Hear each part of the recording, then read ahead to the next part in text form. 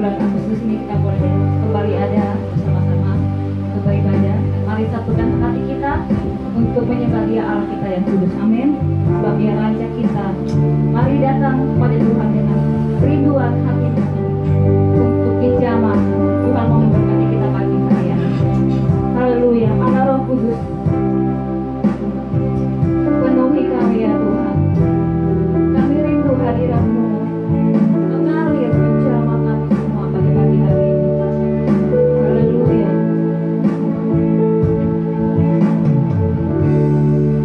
Allah Roh Kudus, penuhi kami. Katakan ku rindu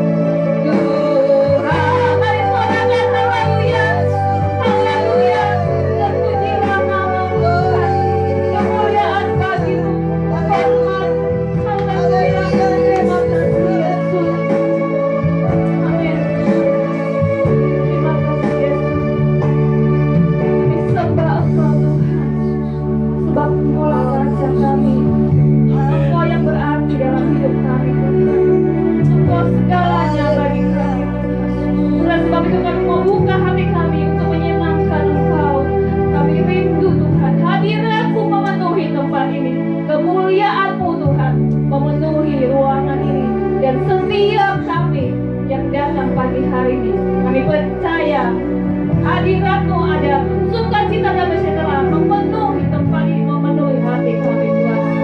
Terima kasih Tuhan Yesus, kuduskan setiap kami, layanan kami Tuhan.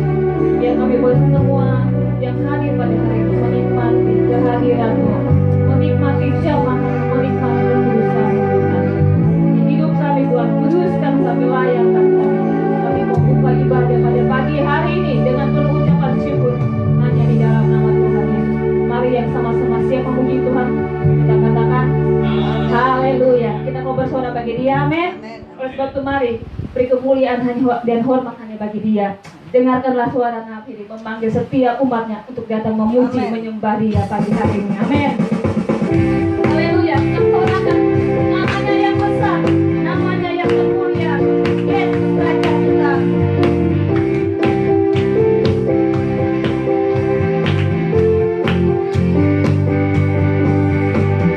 Dengarkanlah suara Nabi memanggil semua umatnya dari seluruh penjuru bumi datang untuk menyembah Dia.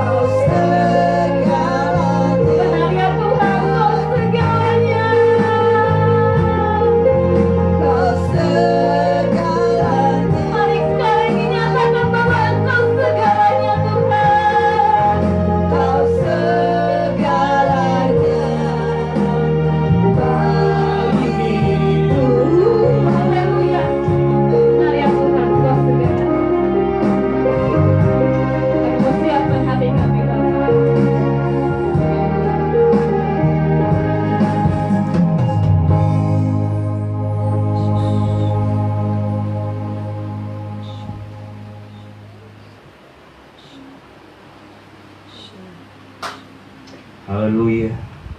Bapa di surga, terima kasih. Kami sungguh bersyukur buat hari yang Tuhan beri, hari yang penuh dengan rahmat dan kebaikan Tuhan.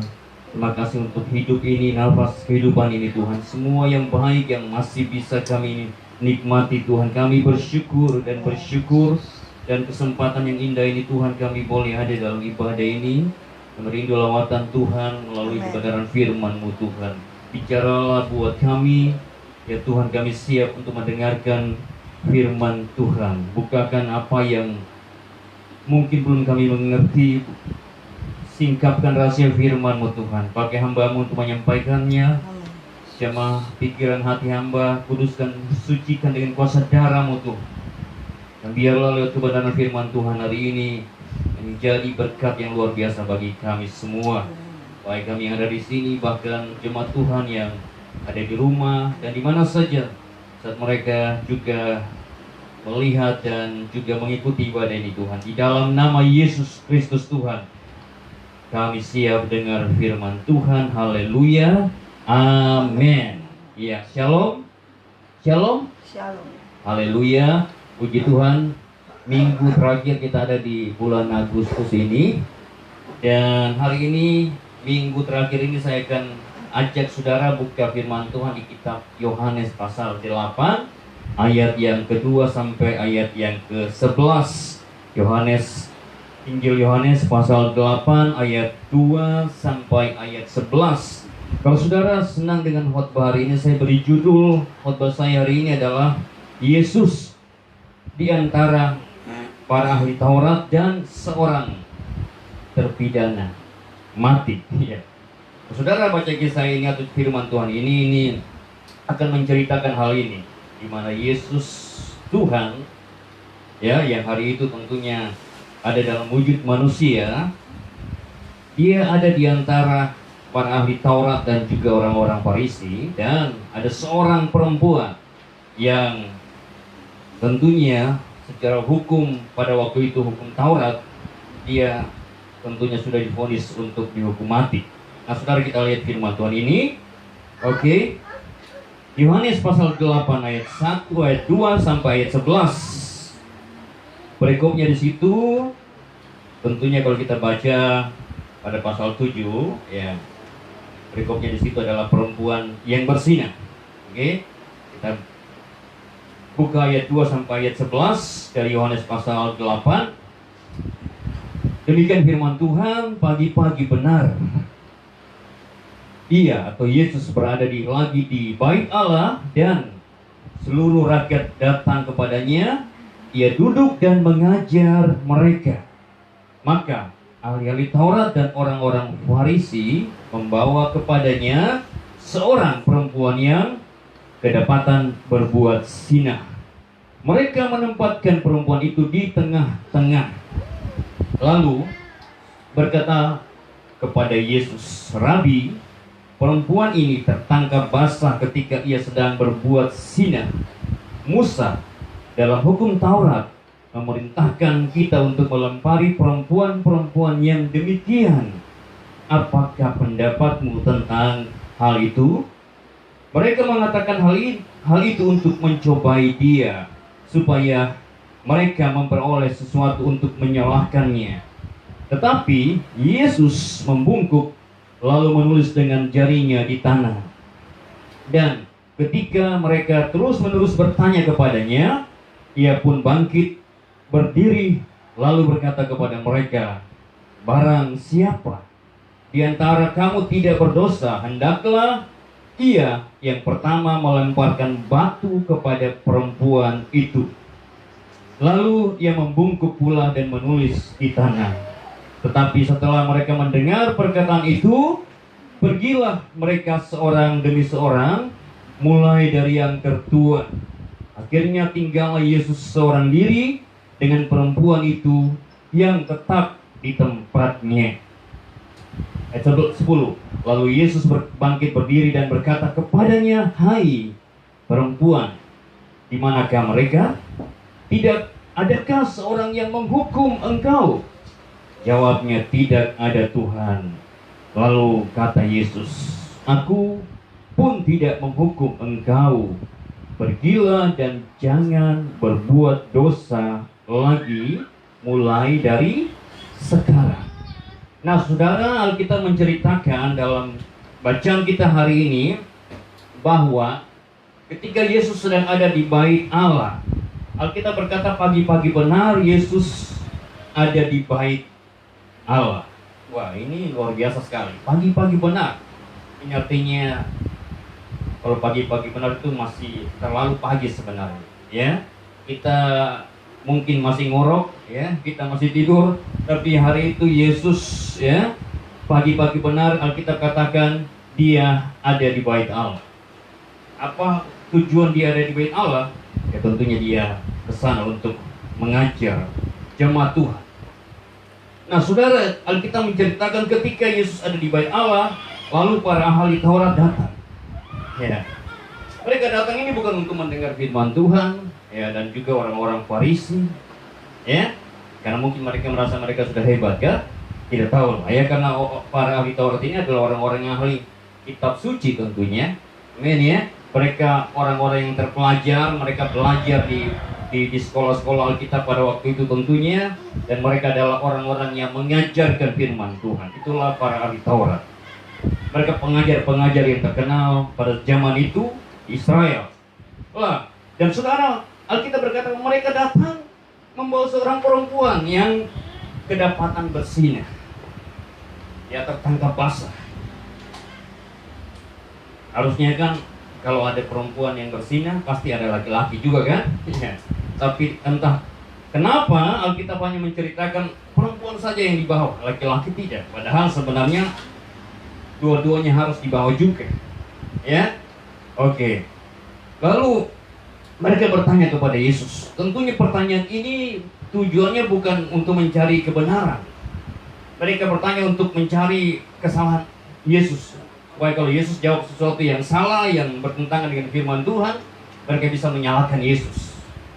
Ya, nah saudara, ini tentunya mereka punya motivasi hati yang sangat jahat sebenarnya. Kalau kita bertanya tentang firman Tuhan, tentang apapun juga, seharusnya ya pertanyaan kita adalah bersihkan hal-hal yang tujuannya adalah baik tentunya, bukan untuk menguji, bukan untuk untuk menyalahkan orang dan lain sebagainya, saudara. Nah, mereka datang kepada Yesus dan bertanya tentang kasus ini. Ya, kalau kita lihat dalam ayat 5 dan 6, jelas di sana dikatakan begini. Ya, ayat 4 dulu kita mulai. Lalu berkata kepada Yesus, Rabi. Jadi mereka menyebut Yesus itu bukan Tuhan, tapi Rabi. Beda sekali dengan perempuan yang kedapatan bersinar. Kalau kita baca dalam ayat terakhir tadi, perempuan itu bilang apa? Tuhan, kan? Wah, ini luar biasa. Tapi orang-orang pada saat itu, para imam, para ahli Taurat dan orang-orang Farisi itu, mereka bilang guru atau rabi. Perempuan ini tertangkap basah ketika ia sedang berbuat zina. Jadi mereka menyaksikan, ada yang lihat perbuatan itu. Lalu ayat 5 berkata, Musa dalam hukum Taurat memerintahkan kita untuk melempari perempuan-perempuan yang demikian. Apakah pendapatmu tentang hal itu? Mereka mengatakan hal itu untuk mencobai dia supaya mereka memperoleh sesuatu yang untuk menyalahkannya. Tetapi Yesus membungkuk lalu menulis dengan jarinya di tanah. Saudara, mereka menanyakan hal ini.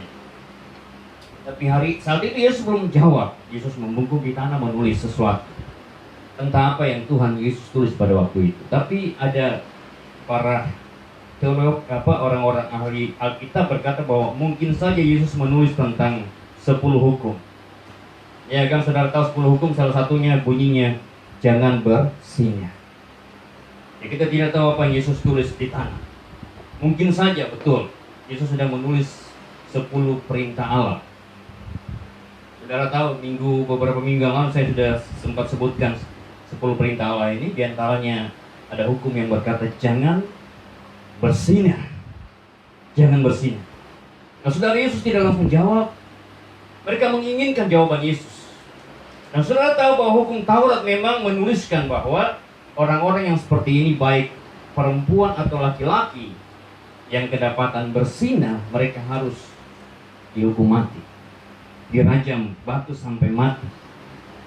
Ya, kalau kita coba lihat di dalam kitab Imamat pasal 20, ya supaya jelas ya, Imamat pasal 20 ayat yang ke 10. Imamat pasal 20 ayat 10 berkata begini. Ini di kitab Perjanjian Lama, saudara. Bila seorang laki-laki bersinah dengan istri orang lain, yakni bersinah dengan istri sesamanya manusia, pastilah keduanya dihukum mati. Baik laki-laki maupun perempuan yang bersinah itu. Jadi jelas hukumnya. Amin. Jadi orang-orang yang seperti ini, baik itu laki-laki dan perempuan, ketika dia kedapatan bersinah, mereka harus dihukum mati. Itu hukum Taurat, saudara. Ya. Dan orang-orang Farisi ini, para ahli Taurat ini menanyakan hal ini kepada Yesus. Mereka punya motivasi yang buruk tentunya. Mereka berharap Yesus jawab salah dan supaya Yesus bisa disalahkan. Ya. Mereka berharap Yesus jawab, iya, silakan lempar, karena hukum Taurat berkata seperti itu. Mereka berharap seperti itu tentunya. Ya, atau mungkin berharap yang lain. Wah, luar biasa, saudara. Tapi kita akan lihat jawaban Yesus. Ini menempelak mereka. Ini seperti sebuah pisau atau pedang yang langsung menghujam jantung mereka. Jawaban Yesus ini. Nah, saudara, saya kemarin atau beberapa hari yang lalu saya sempat nonton sebuah tayangan video atau saya baca di sebuah rubrik atau tulisan, saudara, tentang apa yang terjadi di Afghanistan sekarang. Ya, Dan salah seorang pemimpin di sana ditanya tentang negara mereka ini yang ke depan apa yang harus dilakukan. Dan mereka bilang negara ini harus dibangun dengan dasar agama mereka. Ya, dan mereka akan tegakkan hukum yang ada di agama mereka di negara itu dengan sebaik-baiknya. Dan salah satunya adalah setiap orang yang mencuri, ya, kedapatan mencuri tangannya harus dipotong. Itu hukum yang berlaku di kepercayaan mereka. Dan kalau ada orang yang kedapatan berzina, ini saya baca jelas, sudah, saya nonton jelas. Kalau ada orang yang kedapatan berzina, kalau dia berzinanya di luar pernikahan, artinya dia belum menikah, ya kan? Lalu dia berzina, itu akan dihukum cambuk sebanyak 100 kali. Waduh. Jadi kalau orang yang di luar menikah, dia belum menikah, dia melakukan berzina di luar pernikahan, dia akan dicambuk sebanyak 100 kali. Ya. Bayangkan saudara kalau ini berlaku di negeri ini, waduh. Saya tidak bisa bayangkan banyak orang punya badan hancur-hancur ya mungkin ya. Oke, dan berikutnya bilang kalau orang berzina di dalam sebuah pernikahan, dia sudah menikah dan dia berzina, maka hukumannya jelas, dia bilang. Hukuman mati, rajam dengan batu sampai mati. Jadi mereka ini menganut hukum Taurat sebenarnya, ya, hukum yang ada di Alkitab. Nah, saudara, hari-hari itu saat Yesus ada di dunia atau ada di Israel pada waktu itu, hukum ini masih berlaku sebenarnya. Tapi luar biasa bahwa Yesus datang dengan sesuatu yang baru. Amin. Ini luar biasa, ini sebuah kasih karunia dari surga tentunya buat manusia. Kalau hukum ini berlaku di negeri ini, saudara, ya, atau di dunia ini, saya tidak bisa bayangkan berapa banyak nyawa melayang. Ya, tapi kita puji Tuhan, ada kasih karunia dari Tuhan Yesus, dari surga, dari Allah Bapa di surga. Kita lihat saudara berikutnya ayat yang apa yang Yesus katakan ketika mereka bertanya, bagaimana ini?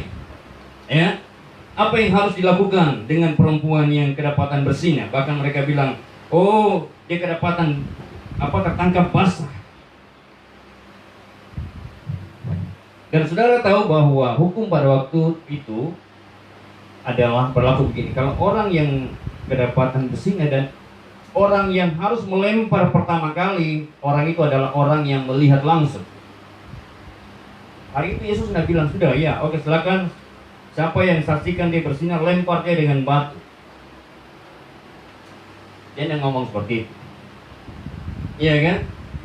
Dia tidak ngomong seperti, tapi ajaibnya perkataan Yesus ini, dia bilang begini, barang siapa, dia tidak bilang barang siapa yang melihat langsung, silakan lempar duluan, hukum mati dia. Tapi dia berkata begini, saudara, barang siapa di antara kamu tidak berdosa, waduh, barang siapa di antara kamu tidak berdosa, hendaklah ia yang pertama melemparkan batu kepada perempuan itu. Tuhan tidak bilang begini, yang pertama lempar adalah orang yang menyaksikan, yang melihat. Tapi Tuhan berkata, siapa yang tidak berdosa di antara kamu, silakan, hendaklah ia yang pertama melemparkan batu kepada perempuan itu. Lalu kita berkata begini, Yesus lalu menunduk kembali dan yang menulis di tanah. Entah apa yang Yesus tulis. Ya, saudara, perkataan Yesus ini tadi saya katakan benar-benar seperti pedang yang langsung menghujam jantung mereka. Orang-orang yang disebut ahli-ahli Taurat ini dan orang-orang Farisi, orang-orang yang terpandang di dalam Israel pada waktu itu. Wah, luar biasa kan? Siapa di antara kamu yang tidak berdosa? Lalu Alkitab berkata begini, ayat 9, tetapi setelah mereka mendengar perkataan itu, pergilah mereka seorang demi seorang, mulai dari yang tertua. Akhirnya tinggal Yesus seorang diri dengan perempuan itu yang tetap di tempatnya. Semua pergi, sudah termasuk para orang Farisi dan juga ahli-ahli Taurat ini. Mereka tidak merasa layak untuk melempar batu ambil batu dan melempar perempuan itu. Tentunya dia merasa mereka tidak layak, mereka tidak merasa layak sekali. Artinya bahwa mereka ini menyadari bahwa mereka adalah orang-orang yang juga berdosa. Ya. Mereka tidak berani melempar perempuan itu. Wah, ini kan aneh dan sesuatu yang buat saya ini tragis buat mereka. Karena biasanya mereka langsung lempar, tidak ada alasan. Pokoknya siapa yang kedapatan bersinar langsung lempar. Orang itu dilempar batu sampai harus mati orang itu yang kedapatan bersinar itu. Ya, tapi saudara lihat orang-orang ahli Taurat ini, mereka yang orang-orang terpandang di Israel, mereka yang sepertinya wah hebat dengan jubah kebesaran mereka sebagai seorang ahli Taurat dan orang-orang Farisi. Mereka semua tinggalkan Yesus. Alkitab berkata mulai dari yang tertua. Mungkin yang karena sudah tua jadi merasa punya banyak dosa begitu kan? Iya. Karena pengalaman hidupnya lebih banyak jadi dia merasa aduh, saya tidak bisa, saya pergi. Satu-satu mereka tinggalkan Yesus dan perempuan yang tadi itu hampir dilempar batu. Ini menarik untuk direnungkan, dipikirkan, saudara. Mereka pergi meninggalkan Tuhan Yesus. Dan juga perempuan yang sedang ada di tempatnya tidak bisa bikin apa-apa. Mungkin dia ketakutan, mungkin dia malu dan lain sebagainya. Mungkin pikirnya dalam hati, aduh sudah, hari ini menjadi hari terakhirku. Andai kata mungkin hari itu ada HP, dia langsung berikan pesan kepada keluarganya, ya kan? Lewat SMS, lewat WA dan sebagainya.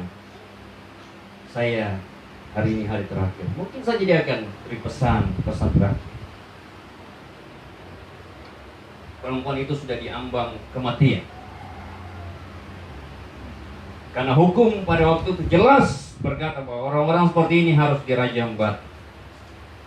Nah, saudara, orang-orang Farisi, ahli Taurat, mereka tinggalkan Yesus dan perempuan itu. Nah, saudara, saya mau ingin sampaikan tentang hal ini. Ini artinya apa, saudara? Bahwa hidup mereka semua itu secara rohani, secara moral, tidak lebih baik daripada perempuan yang berzina itu. Betul ya? Mereka tidak lebih baik hidupnya, kerohaniannya. Mungkin mereka kelihatan jabatannya hebat, seorang ahli Taurat, orang-orang Farisi, sudah. Tapi hidup mereka secara rohani, kalau jasmaninya hebat memang, jubahnya hebat. Kalau jalan di jalan mungkin orang semua hormati. Kalau mungkin hari ini dipanggil Shalom Bapak Pendeta, ya kan? Hebat mereka. Tapi moral mereka sebenarnya tidak lebih baik daripada perempuan yang kedapatan berzina. Kerohanian mereka jauh daripada apa yang mereka sandang, jabatan yang mereka sandang. Mereka tidak lebih baik dari perempuan yang kedapatan berzina itu. Ini miris, ini tragis sekali tentunya. Amin. Ini aneh tapi nyata. Mereka adalah orang-orang yang mengerti firman.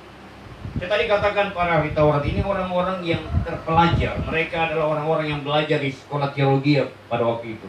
Mereka juga adalah orang-orang pengajar. Mereka biasa ada di bait Allah untuk mengajar firman Tuhan. Mereka mengerti firman Tuhan. Mereka tahu hukum Taurat. Tapi nyatanya kehidupan mereka sebenarnya tidak seperti itu. Kadang-kadang saudara, saya mau katakan bahwa apa yang nampak di luar itu tidak bisa sama dengan apa yang di dalam hati. Amin? Iya. Jadi kita perlu hati-hati dengan hal ini. Kadang orang jubahnya luar biasa. Jubahnya jubah kebesaran karena dia seorang pejabat yang tinggi. Baik itu di pemerintahan, di sebuah gereja atau pelayanan. Wah, luar biasa. Tapi hati-hati bahwa belum tentu apa yang nampak di luar itu sama dengan apa yang ada di dalam hati. Ini tercermin dari kehidupan para ahli Taurat ini, saudara. Mereka hanya menyandang status jabatan yang hebat, tapi mereka tidak lebih daripada itu. Mereka adalah orang-orang yang juga butuh Tuhan, butuh kasih karunia, butuh pengampunan. Amin. Iya. Mereka bukanlah orang-orang yang kudus, yang suci. Oke? Mereka hanya sadar mereka adalah orang yang berdosa. Jadi yang nampak di luar itu, hati-hati untuk kita lihat, saudara. Jangan kita nilai luarnya saja. Ya, ada orang yang kita lihat mungkin dia hebat di luar, ya, dia mungkin menyandang gelar yang banyak, tapi belum tentu apa yang dia punya itu dalam yang nampak dengan mata kita itu sama dengan apa yang di hati. Yesus pernah bicara begini, saudara. Dia pernah menegur orang-orang itu, orang-orang ahli Taurat itu, orang Farisi, orang para imam itu, seperti mereka itu ibaratnya apa? Kuburan. Iya kan? Kuburan yang di luarnya itu nampak putih bersih. Kalau saudara sering pergi ke pemakaman, biasanya kita lihat kuburan itu ada makam yang bagus sekali, ya kan? Bagus sekali makamnya. Mungkin lebih bagus daripada rumah orang-orang yang sederhana. Rumahnya, makamnya bagus. Semua dilaburi dengan tehel yang keramik yang mahal dan lain sebagainya. Tapi di dalamnya pasti tidak sebagus yang di luar ini. Iya kan? Di dalamnya penuh dengan tulang belulang dan kotoran. Yesus pernah sindir atau singgung orang-orang para imam pada waktu itu, orang-orang yang disebut ahli Taurat, orang-orang ahli Farisi, orang-orang Farisi. Ya, coba kita lihat di kitab Matius pasal 23. Nah, ini gambaran daripada hari ini banyak orang hari ini seperti ini. Nah, kita perlu hati-hati bahwa jangan sampai kita seperti ini, yang nampak di luar seperti sesuatu yang menakjubkan, yang begitu membuat orang terpesona, takjub dan lain sebagainya, tapi di dalamnya mengerikan. Matius 23 ayat 27.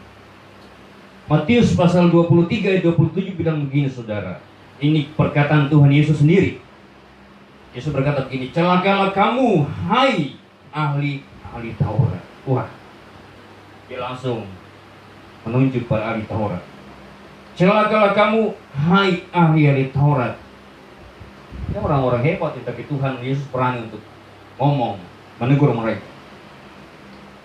Dan orang-orang Farisi, hai kamu orang-orang munafik, sebab kamu sama seperti kuburan yang dilabur putih, yang sebelah luarnya memang bersih tampaknya, tetapi apa? Yang sebelah dalamnya penuh tulang belulang dan berbagai jenis kotoran. Wah, saudara, Tuhan Yesus hari itu sedang menegur orang-orang ini, saudara. Mereka adalah orang-orang yang munafik, yang luarnya nampak tidak sama dengan apa yang di hatinya. Yesus bisa bicara ini, saudara, karena Yesus tahu, Yesus Tuhan, amin. Dia mengerti hati manusia, amin. Ya. Jadi kita perlu hati-hati dengan hal ini, saudara. Jadi apa yang ada di luar biar sama yang apa ada di dalam hati kita, amin. Jangan kita menjadi orang-orang yang munafik, yang perkataan kita, perbuatan kita beda dengan apa yang ada dalam hati kita. Itu orang munafik. Ya. Perkataan dan perbuatannya berbeda dengan apa yang ada di hatinya.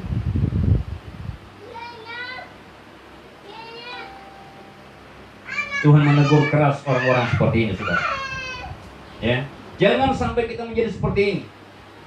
Hati-hati juga kita menilai orang karena penampilan luarnya. Penampilan luar itu bisa menipu kita, saudara.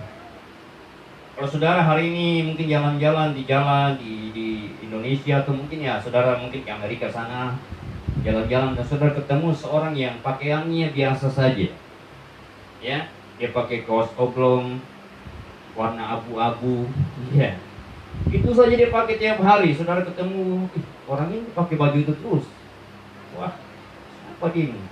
Kayaknya orang miskin ini. Tapi jangan saudara pikir begitu, saudara. Mungkin saudara ketemu dengan orang yang pemilik Facebook, ya kan?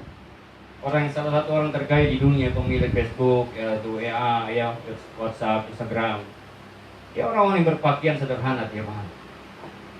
Pakai baju kaos, dia pernah datang ke Indonesia dan ketemu dengan di Amerika kalau nggak salah, ya. ketemu dengan Presiden Joko Widodo, pakai pakaian biasa saja saudara. Tapi orang ini orang hebat. Kadang-kadang apa yang di luar jangan kita pandang bahwa oh itu sudah. Hati-hati sudah. Orang-orang para ahli Taurat ini, mereka adalah contoh hari ini buat kita umat Tuhan yang hidup di zaman ini. Ya, jangan kita menjadi seperti mereka yang mungkin ahli dalam kitab Taurat, ahli dalam firman Tuhan, mengerti semua isi firman Tuhan, tahu di mana letak ayat-ayat yang mungkin ditanyakan, tahu semua mengerti, tapi kita nol besar dalam melakukan firman Tuhan. Ini yang Tuhan Yesus kecam, ini yang Tuhan Yesus sangat marah dengan orang-orang seperti ini, saudara. Ya, nah saudara jangan gampang memuji orang karena penampilan mereka. Ya, jangan gampang juga menghakimi mereka. Hati-hati, apa yang nampak di luar, saya tadi katakan tidak mungkin beda dengan apa yang di dalam. Jadi jangan kagumi manusia, tapi biarlah kita kagumi Tuhan. Amin. Alkitab berkata begini, apa yang engkau kagumi, ya, itu akan bisa menjadi sesuatu yang dosa di hadapan Tuhan. Apa yang kita kagumi itu Alkitab berkata itu yang kadang dibenci Tuhan. Amin. Kadang-kadang kita kagum dengan sesuatu yang salah. Karena kita kagum Tuhan setiap hari. Amin. Bangun pagi kita bilang Tuhan terima kasih. Aku bersyukur luar biasa hari ini. Bisa bangun, masih sehat, masih bisa bergerak dengan leluasa. Amin. Setiap pagi saya harus katakan seperti itu. Di mana di dunia ini saudara ribuan jutaan orang yang tidak seperti kita hari ini, yang mungkin hidup masih nyaman dan baik. Tadi saya lihat di TV siaran-siaran siaran-siaran di internet dan sebagainya. Kehidupan manusia hari jutaan orang hidup dalam ketidakpastian. Mau makan saja susah, mau tinggal saja tidak ada tempat yang mereka bisa tempati. Akhirnya kolong jembatan mereka menjadi rumah mereka. Saya kemarin nonton video ada seorang anak muda, saudara, diketemukan seorang polisi menemukan dia di bawah sebuah kolong jembatan di Jakarta. Dia sedang makan sendiri di situ. Jembatan besar, dia sendiri di situ tinggal. Menyedihkan sekali. Kalau kita masih punya sesuatu yang baik hari ini, mungkin nggak punya banyak hal, kita masih bisa tinggal di rumah yang layak, ya kan? Kita masih bisa tidur dengan nyaman meskipun di atas sebuah tikar. Kita masih bisa enaklah untuk menikmati hidup ini. Makan walaupun makannya sederhana dan lain sebagainya. Kita harus bersyukur. Ada jutaan orang di luar sana saudara yang sedang ada dalam ketidakpastian hidup. Maut sedang mengintai mereka. Kita lihat di Afghanistan hari ini ada ribuan orang ingin pergi dari negeri mereka karena ketakutan dan sebagainya. Jadi mari kita syukuri apa yang Tuhan beri buat kita hari-hari ini. Bangun pagi mari kita syukuri. Amin. Untuk keluarga yang masih Tuhan adakan buat kita, untuk hubungan yang masih terjadi dengan baik dengan orang-orang sekitar kita dan lain sebagainya. Nah saudara, dengan kepergian mereka, orang-orang ahli Taurat tadi, ya, dia pergi meninggalkan Yesus dan perempuan itu. Dan ini menunjukkan atau menandakan bahwa mereka itu tidak punya hak. Amin. Mereka tidak punya kewenangan, mereka tidak punya mandat, mereka tidak punya kapasitas untuk merajam perempuan itu dengan batu. Dan Yesus tinggal di situ sendiri. Dan seharusnya Yesuslah yang punya hak. Amin. Iya. Yesus ini, kalau kita baca Alkitab tentang kehidupan Yesus pada waktu itu, Yesus ini satu pribadi yang luar biasa. Alkitab berkata bahwa dia tanpa celah, tanpa dosa. Amin. Ya, walaupun dia datang dalam wujud manusia, tapi dia tidak punya dosa, tidak punya kesalahan. Tak ada cacat celah dalam kehidupan ini. Bahkan Alkitab berkata dialah yang menanggung dosa manusia. Harusnya dia satu-satunya orang di Israel pada waktu itu yang layak untuk melempari perempuan itu dengan batu. Tapi Yesus dia melakukan itu, saudara. Ini luar biasa. Ini sesuatu yang ajaib, saudara. Ini artinya bahwa inilah kasih karunia dari surga. Amin buat kita hari ini manusia. Harusnya kita juga adalah orang-orang yang dirajam batu. Harusnya mati binasa. Tapi oleh karena darah Yesus Kristus Tuhan yang mati di atas kayu salib, ada pengampunan. Amin. Ada pengampunan dosa buat kita. Ada keselamatan yang Dia sediakan buat setiap manusia. Yesus sendiri dengan perempuan itu. Dia tidak merajam batu perempuan itu. Dia bahkan bertanya kepada perempuan itu kan, di mana mereka? Tidakkah adakah seorang yang menghukum engkau? Alkitab berkata begini, Yesus bilang begini, aku pun tidak menghukum engkau. Alasan Yesus tidak menghukum perempuan itu bukan tidak sama dengan alasan orang-orang Farisi atau orang ahli Taurat menghukum, tidak menghukum. Kalau mereka tidak bisa menghukum perempuan itu karena mereka memang merasa tidak layak, mereka adalah orang berdosa. Tapi Yesus dia menghukum bukan karena itu, bukan karena alasan itu. Tapi Yesus tidak menghukum karena belas kasihan. Amin. Dan luar biasa.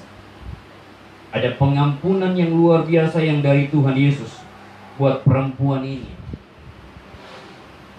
Dan hari ini kita terima semua itu juga. Amin. Iya. Apa yang perempuan ini alami, saudara, hari ini kita juga alami. Anugerah pengampunan yang luar biasa. Bukankah ini yang harus kita syukuri? Amin.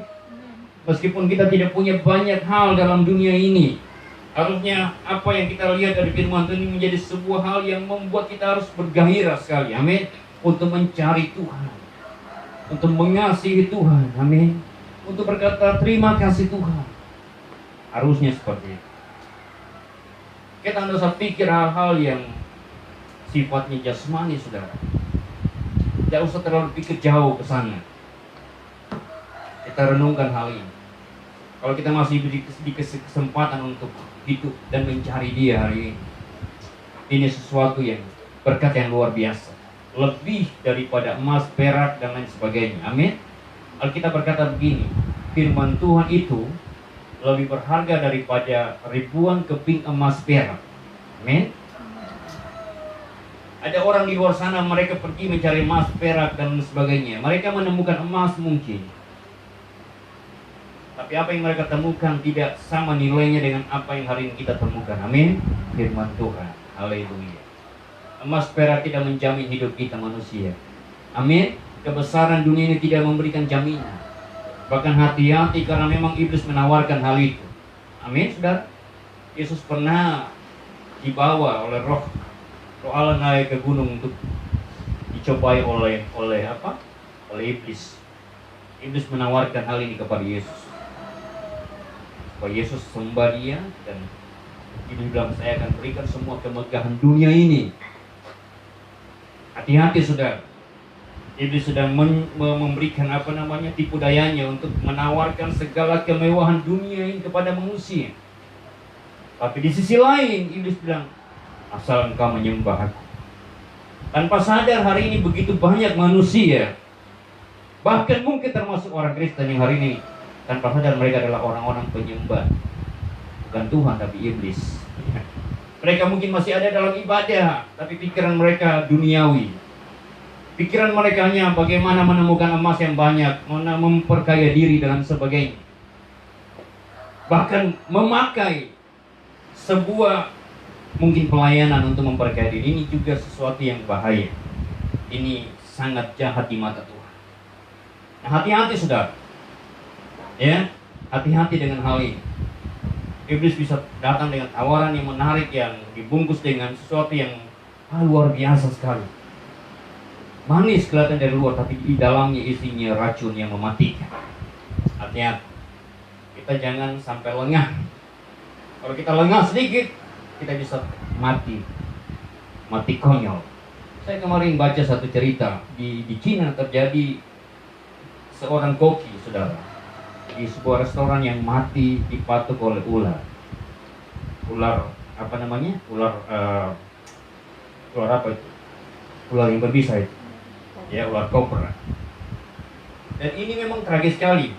Kenapa saudara? Dia kerja di restoran yang menyediakan menu ular kobra. Dan satu kali ada seorang suami istri masuk dan memesan menu ini. Wah, dia senang sekali. Dia ambil ular kobra yang masih hidup, tentunya dia potong. Dia tidak digigit, saudara.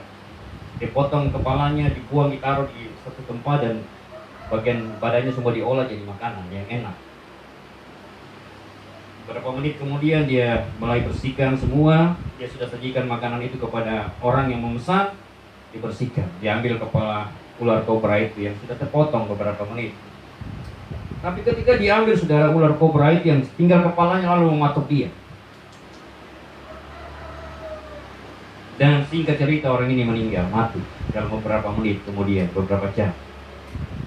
Karena ular kobra jenis itu memang ular kobra yang sangat beracun, yang sangat ganas. Ya, tidak ada di Indonesia, ada di negara-negara yang ada di Indochina sana, di Vietnam dan Cina dan Kamboja gitu. Ini kan tragis, saudara. Ya, dia tidak berhati-hati. Dia pegang kepala ular itu, dan ular itu ternyata masih hidup kepalanya. Dan memang menurut para ahli, saudara, kalau ular itu meskipun dipotong kepalanya, dia masih bisa hidup beberapa jam. Makanya biasa kalau orang ketemukan ular dan bunuh ular, dia harus hancurkan kepalanya dulu. Saudara hanya pukul badannya sampai darah-darah, itu sebenarnya dia masih hidup. Tapi kalau kepalanya dihancurkan berarti selesai sudah. Nah, saudara, ini kisah yang menggambarkan bahwa kita perlu hati-hati, amin. Iya. Jangan sampai di akhir hidup kita terpeleset, jatuh, dan akhirnya kehilangan keselamatan yang Tuhan sudah sediakan. Nah, saudara, Yesus masih ada di situ. Dan ini artinya bahwa dia seorang yang memang layak untuk menghukum orang itu, wanita itu. Dia seorang pribadi yang kudus, agung hidupnya, tidak bercacat, tidak bercela. Dia punya kapasitas, dia punya kewenangan tentunya. Amin. Dia Tuhan. Dia bisa saja mengambil batu dan merajam perempuan itu. Tapi dia tidak melakukan. Dan yang menarik, saudara, bahwa ini artinya bahwa sepertinya Yesus sedang membatalkan hukum Taurat. Wah, ini luar biasa sekali. Iya kan? Hukum Taurat hari itu berlaku bahwa orang-orang seperti ini harus dihukum mati. Tapi Yesus seakan-akan datang dengan sebuah hal yang baru. Ingat, saudara, ini sesuatu yang buat orang pada zaman itu pasti ini sesuatu yang, wah, tidak bisa ini. Yesus bisa disalahkan. Tapi tidak ada orang yang menyalahkan dia pada waktu itu. Yesus seakan-akan membatalkan hukum Taurat itu dan mengampuni wanita ini. Ini luar biasa, saudara. Amin. Saya ingat, saudara, di negeri ini, di Indonesia, presiden itu punya hak istimewa namanya gerasi. Ya kan? Di mana presiden bisa membatalkan hukuman mati dari seorang terpidana mati. Dia bisa beri pengampunan. Oh iya, saya ampuni kamu, kamu keluar dari penjara. Itu presiden punya salah satu hak istimewa, yaitu gerasi. Jadi orang-orang yang mungkin terpidana mati karena kasus narkoba, presiden punya kewenangan untuk mengampuni dia, bisa saja. Kalau seorang presiden punya seperti itu, saudara, di surga ada Tuhan, amin. Yang luar biasa, punya pengampunan yang luar biasa buat kita. Haleluya. Nah, saudara, Yesus punya belas kasihan pada manusia yang berdosa. Kalau tidak, semua kita tentunya mati dalam kebinasaan yang kekal. Dan ada pesan yang Yesus sampaikan kepada wanita ini. Ini terakhir, saudara. Ada pesan yang menarik yang perlu kita patut renungkan. Dalam ayat yang ke-11 di sana dikatakan begini. Jawabnya, tidak ada Tuhan. Lalu kata Yesus. Nah, ada dua perkataan Yesus ini yang kita akan lihat baik-baik. Yang pertama dia bilang begini, aku pun tidak menghukum engkau. Ini luar biasa, saudara. Ada pengampunan bagi perempuan ini. Aku pun tidak menghukum engkau. Dan memang Tuhan ini, Yesus ini punya hak untuk mengampuni. Pernah orang-orang Israel marah sama Yesus karena Yesus mengampuni atau berkata bahwa dosamu sudah diampuni. Wah, orang-orang Israel bilang, wah, siapa kau yang berani berkata bahwa dosamu sudah diampuni. Mereka tidak ngerti, saudara, bahwa Yesus itu adalah Tuhan. Amin. Mereka tidak tahu, mereka tidak pahami bahwa Yesus Kristus ini adalah Tuhan yang datang dalam wujud manusia. Dan sampai hari ini, saudara, sangat disayangkan, ada begitu banyak orang Israel di Israel sana yang belum percaya Yesus. Mereka belum percaya. Mereka masih menganut agama mereka, agama Yahudi. Kurang dari 5%, saudara. Tidak sampai 5% mungkin orang-orang Israel itu, mereka itu orang Kristen. Ya. Selebihnya 95% itu mereka adalah masih penganut agama Yahudi. Mereka belum percaya. Dan ini yang kita tentunya juga doakan supaya mereka buka hati untuk percaya kepada Yesus Kristus, Sang Mesias itu, Juru Selamat dunia itu. Nah, Yesus berkata, aku pun tidak menghukum engkau. Berikutnya dia berkata begini kepada perempuan itu, pergilah dan jangan berbuat dosa lagi mulai dari sekarang. Pergi, pulang, jangan berbuat dosa lagi mulai dari sekarang ini. Saudara, perkataan Tuhan Yesus kepada perempuan ini punya arti yang luar biasa buat kita hari ini. Kita hari ini mesti buat perubahan dalam kehidupan kita, amin. Jangan tunggu besok, amin. Perempuan ini diharapkan Yesus, hari ini pun engkau harus berubah. Ya kan, jangan tunggu besok. Berubah dari hidupmu yang penuh dengan dosa dan tinggalkan semua itu dan berubahlah untuk hidup baru di hadapan Tuhan. Hari-hari ini, saudara, jangan tunggu besok untuk kita berubah, amin.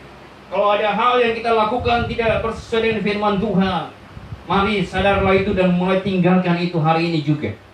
Perbaiki perilaku kita di hadapan Tuhan, amin. Dan mulai cari Tuhan sungguh-sungguh.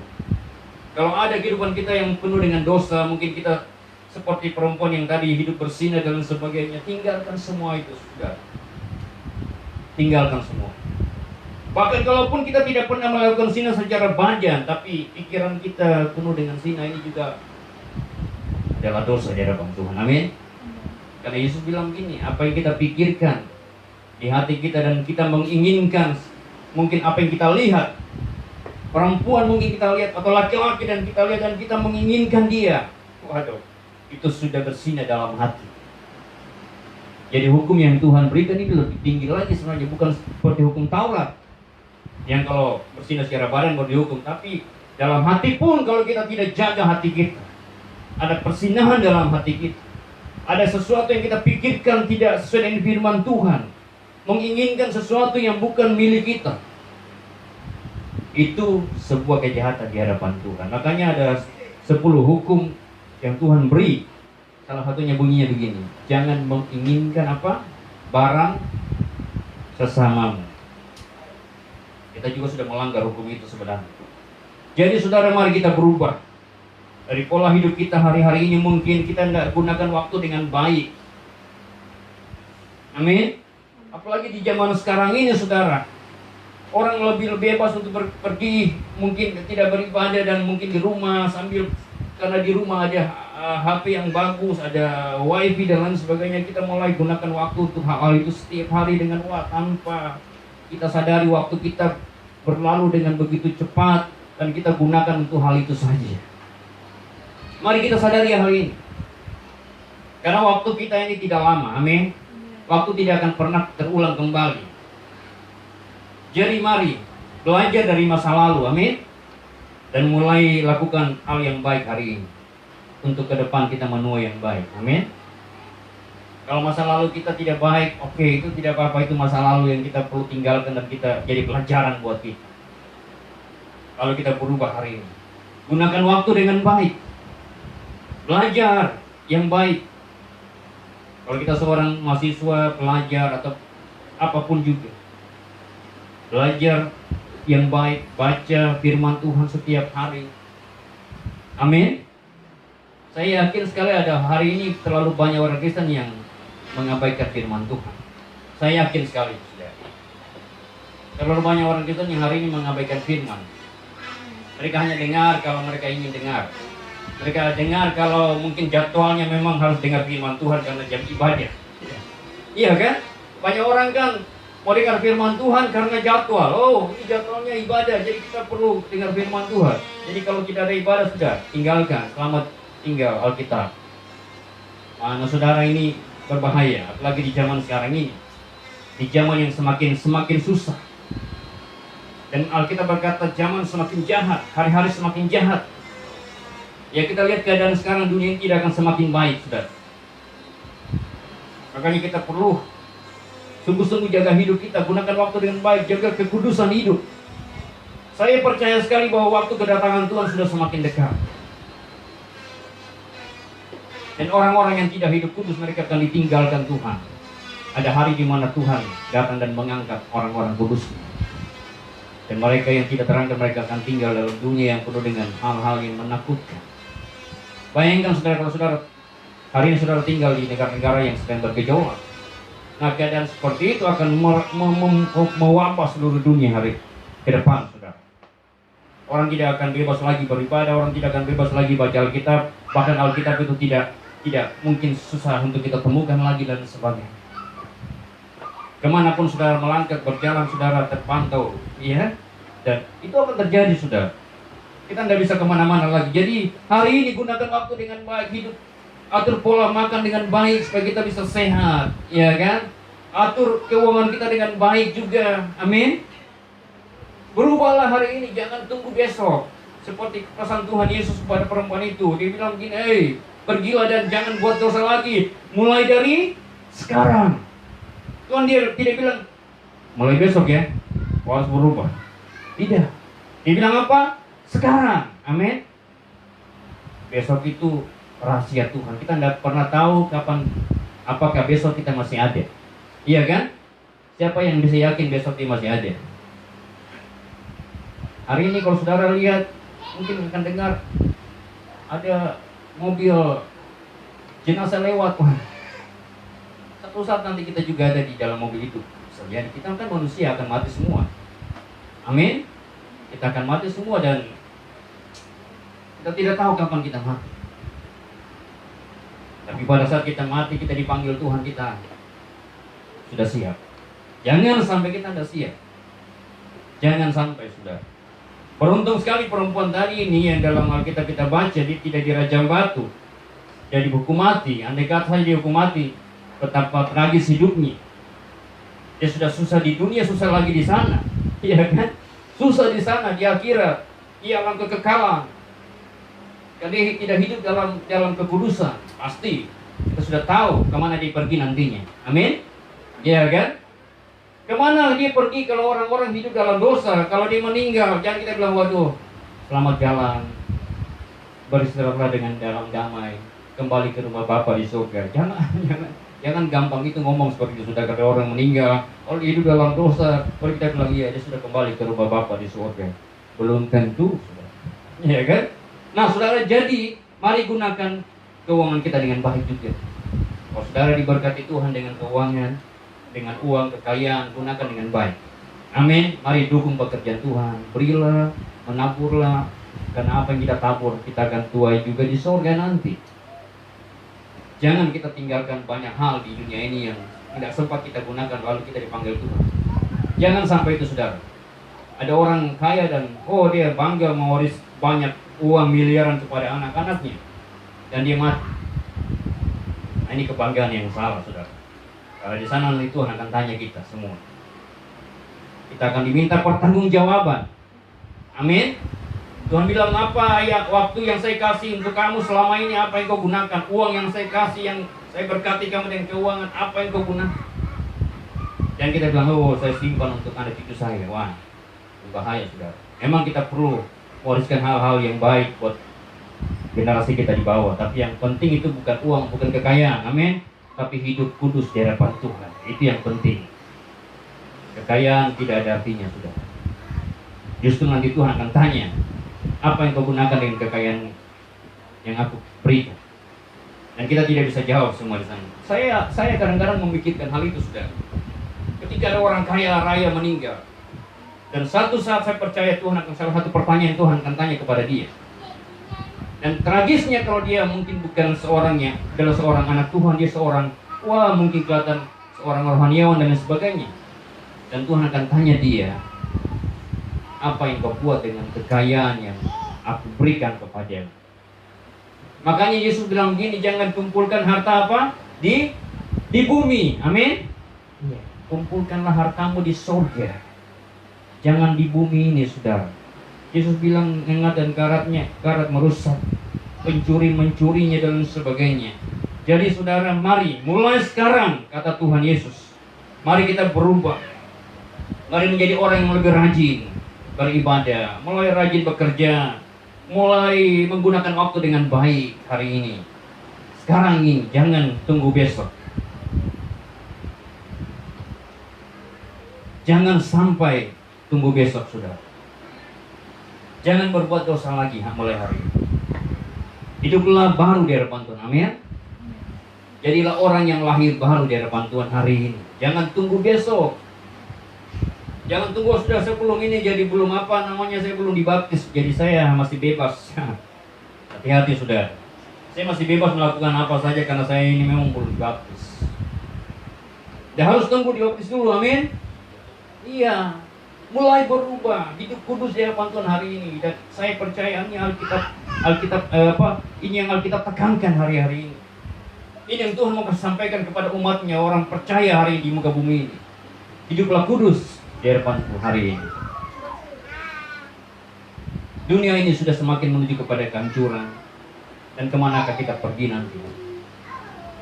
Kita tahu, orang percaya, kita percaya ada tempat yang Tuhan sudah sediakan.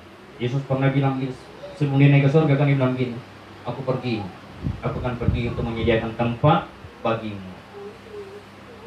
Kalau Tuhan saja pergi ke sana naik, dia katakan saya akan siapkan tempat bagimu. Dan lalu apa yang kita bikin hari ini? Ya kan? Masa kita hanya santai-santai, sedangkan Yesus dia bilang saya naik, saya kembali ke surga dan siapkan tempat buatmu. Lalu kita yang mau siapkan tempat santai-santai, hidup sembarangan, wah nggak mungkin saudara. Kita akan dapatkan tempat itu nanti.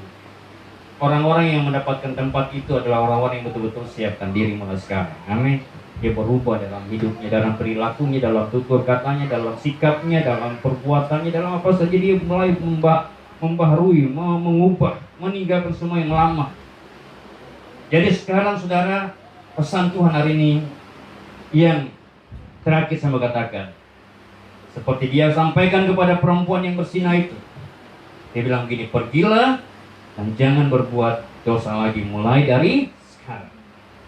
Kita akan tinggalkan mungkin tempat di mana kita ibadah, dari gereja-gereja kita pulang ke rumah. Berubahlah mulai hari ini.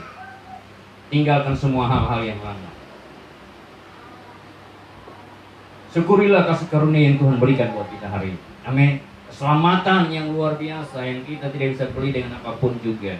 Dan bukan karena apa yang kita beli, bukan karena apa yang kita lakukan Tuhan mengasihi kita. Tidak, sudah. Tuhan mengasihi kita karena dia memang Tuhan yang pengasih. Amin. Dan karena kasihnya itulah yang membuat kita menjadi orang-orang yang sebenarnya berharga tanpa kita sadari. Saudara dan saya punya nilai yang luar biasa. Amin. Karena kasih karunia Tuhan lebih mahal daripada emas, perak dan sebagainya. Jangan buat saudara punya diri itu murahan dan tidak ada harga.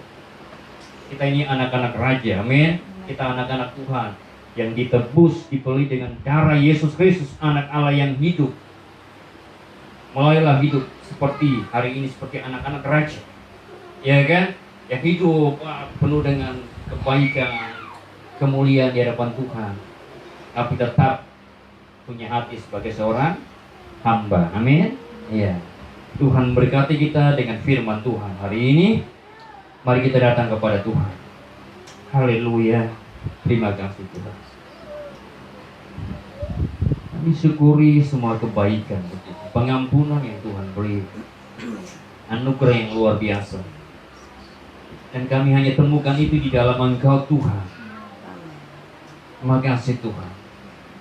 Biarlah hari ini kami mulai berubah, meninggalkan semua hal-hal yang lama yang kami pelihara selama ini, yang kami Tuhan pegang, dan itu yang Engkau benci. Kami tanggalkan semua Tuhan. Seperti seorang perempuan yang kedapatan bersih, dan dia akan pergi dan mengalami perubahan hidup. Biarlah kami lakukan seperti itu Tuhan. Terima kasih buat anugerah-Mu yang luar biasa. Kami boleh memanggil Engkau Aba ya Bapa. Kami menjadi penyembah-Mu. Kami menjadi orang-orang yang punya jalan keselamatan yang pasti di dalam Engkau Tuhan. Dan kami tahu inilah kekayaan yang terbesar dalam hidup kami ini. Bukan harta, bukan tahta, bukan apapun juga. Tapi kami punya Yesus. Dan kami bangga untuk hal ini. Kami hidup hari ini bergairah, bersemangat buat Tuhan. Dan mencari Engkau sungguh-sungguh. Pakai hidup kami juga Tuhan menjadi alat-Mu untuk mencari orang-orang yang terhilang bagi Tuhan. Terima kasih Bapa di surga. Kami mensyukuri semua kebaikan Tuhan. Berkat Tuhan hari ini, firman Tuhan hari ini, kami simpan dan kami pegang. Kami menjadi pelaku-pelaku firman Tuhan hari ini dan seterusnya. Dan kami boleh jadi berkat, jadi garam dan terang di tengah-tengah dunia ini Tuhan. Biar dunia ini mau boleh melihat Engkau di dalam kami Tuhan. Dan mereka percaya kepadamu Tuhan. Di dalam nama Yesus Kristus. Tuhan memberkati setiap jemaat Tuhan yang ada di tempat ini, bahkan di rumah-rumah, di mana saja mereka mengikuti ibadah ini, bahkan lewat siaran ulangan ibadah ini. Tuhan memberkati dalam nama Yesus Kristus Tuhan. Terima kasih. Terus bawa kami berjalan dalam kebenaran firman Tuhan. Dalam nama Yesus. Kami juga berdoa Bapa di surga untuk anak-anak Tuhan, gereja-gereja, orang-orang percaya di seluruh belahan bumi ini yang sedang mengalami banyak aniaya tubuh jasmani Tuhan. Karena iman mereka kepada Tuhan. Kami berdoa dalam nama Yesus. Biar Tuhan berikan kekuatan di dalam nama Yesus. Ketahanan yang dari Tuhan untuk mereka tetap kuat di dalam Engkau. Walaupun dalam keadaan mereka teraniaya. Mereka tetap percaya beriman kepada Tuhan. Dan terus boleh menyampaikan siapa itu Yesus Kristus, Juru Selamat dunia ini. Dan lewat kehidupan mereka banyak orang yang percaya kepada Tuhan. Di dalam nama Yesus Tuhan. Mereka yang ada di negara-negara Timur Tengah, di Afrika, di Asia, di mana saja gereja-gereja Tuhan yang mengalami tekanan, kami serahkan, kami berkati mereka, kami berdoa Tuhan, lindungi, kuatkan mereka, nyatakan kuasa-Mu, nyatakan mujizat-Mu melalui kehidupan mereka di dalam nama Yesus.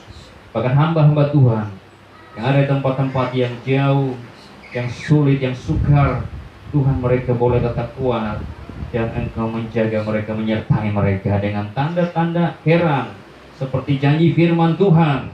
Nyatakan itu bagi hamba-hamba-Mu Tuhan di dalam nama Yesus. Dalam nama Yesus. Terima kasih Tuhan. Kami berdoa juga memberkati bangsa kami Indonesia. Berdoa untuk pemerintah kami dengan semua program-program yang dilakukan untuk menangani masalah pandemi secara khusus, ekonomi, keamanan. Di dalam nama Yesus Tuhan berikan kemampuan. Di dalam nama Yesus.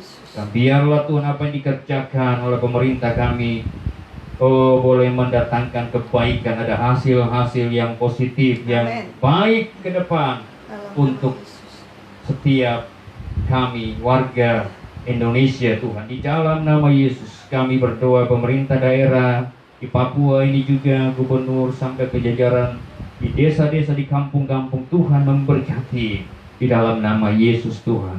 Terima kasih Bapa di surga. Terpujilah Engkau Allah yang hidup, Allah yang luar biasa, Allah yang ajaib. Kami mengucap syukur. Terima kasih untuk firman Tuhan. Dalam nama Yesus Kristus Tuhan kami berdoa. Haleluya. Amin.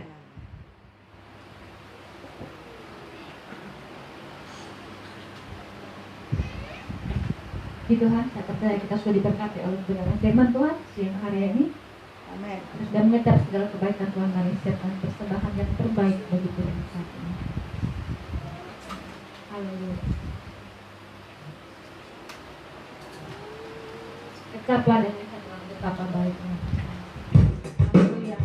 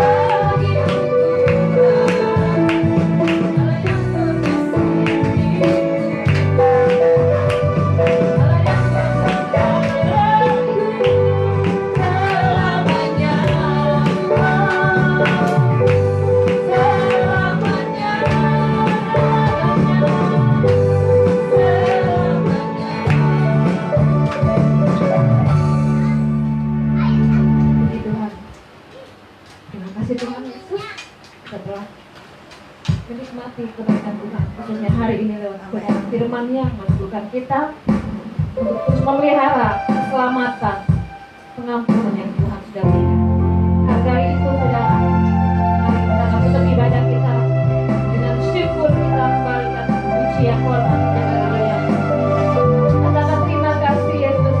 Puji dan syukur hanya bagi-Mu Tuhan. Terima kasih Yesus. Amin. Terima kasih Yesus. Puji syukur hanya bagi-Mu, ya Allahku, ya Tuhanku.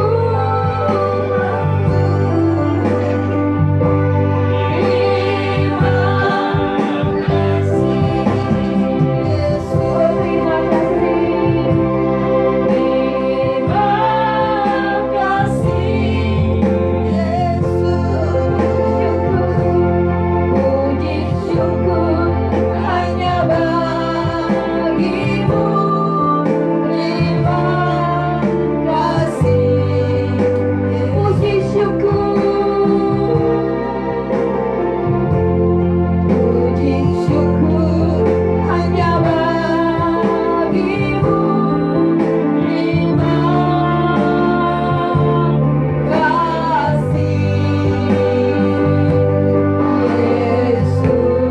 Mari sama-sama hormatkan, haleluya. Terima kasih Yesus.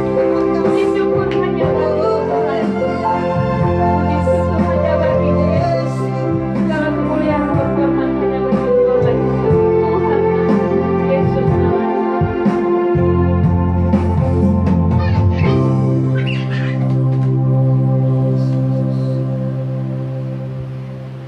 Haleluya Bapa di surga, terima kasih, pujian syukur hanya bagi-Mu Tuhan. Kami persembahkan di hadapan Tuhan.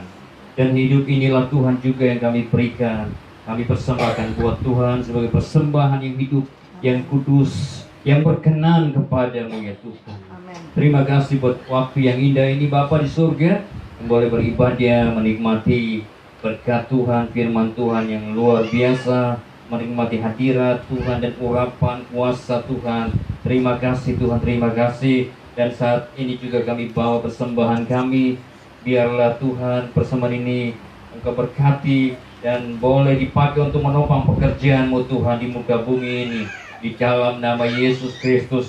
Dan kami percaya setiap orang-orang memberi dengan sukacita, mereka akan juga menerima, menikmati juga berkat Tuhan yang luar biasa. Di dalam nama Yesus Tuhan memberkati setiap jemaat Tuhan dengan segala usaha pekerjaan apa saja yang mereka kerjakan. Tangan Tuhan menyertai mereka, menopang, menolong sehingga segalanya berhasil. Nama Tuhan dimuliakan. Serahkan seluruh hidup kami sepanjang minggu ini dalam semua aktivitas kami ya Bapa di surga. Keluar masuk rumah Tuhan memberkati kami, menyertai kami. Terima kasih Tuhan. Dan saatnya kami akan kembali pulang ke rumah kami masing-masing. Tuhan menyertai kami. Tiba di rumah kami dengan tidak kurang apapun. Dan Engkau Tuhan dimuliakan. Haleluya. Mari jemaat Tuhan, angkat tanganmu di hadapan Tuhan. Angkat hatimu kepadanya. Dan pulanglah ke rumah dan terimalah berkat yang daripada Tuhan. Anugerah dari Bapa di surga, kasih setia dari Tuhan kita Yesus Kristus, dan persekutuan Roh yang Kudus tinggal menyertai kita hari ini, esok, sampai selama-lamanya. Haleluya. Di dalam Yesus Kristus kami akhiri ibadah di siang hari ini. Mari kita nyanyikan Bapa terima kasih.